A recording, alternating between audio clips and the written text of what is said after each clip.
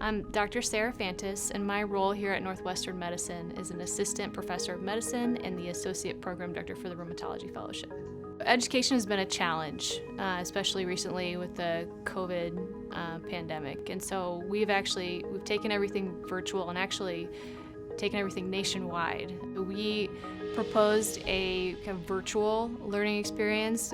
It's called Viral for short, and have recruited speakers from around the nation to teach on different topics. And so that lecture series is now available for all rheumatology fellows. And I think that's been a great kind of innovative project that we've been working on recently. However, now that we've had this experience with all the national speakers and realized what a great opportunity is, I imagine it will continue into the future. In addition to the virtual lecture series that we've done, a lot of our hands-on teaching has had to move virtual.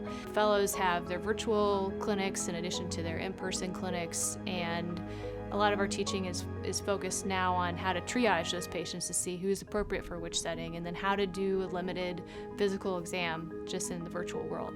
When you're doing virtual learning and virtual teaching, certainly some part of it can be someone giving a lecture in a virtual realm, but I think you lose some of the teaching and learning there because you're not as engaged. So I think creating a separate format for more discussion-based learning is important, even if you did not do that in the previous setting, because in the past you could have a lecture and then afterward just chat about it, but now I think it just needs to be more formalized. In terms of the clinical setting, when you're seeing patients with fellows and residents virtually, I think it's important to have some sort of debrief at the end of a session to acknowledge challenges they face with things like the physical exam and triage. I think as a training program, Northwestern Rheumatology Fellowship is unique in that we have an institutional T32 grant, which just gives unparalleled resources for fellows who are interested in research.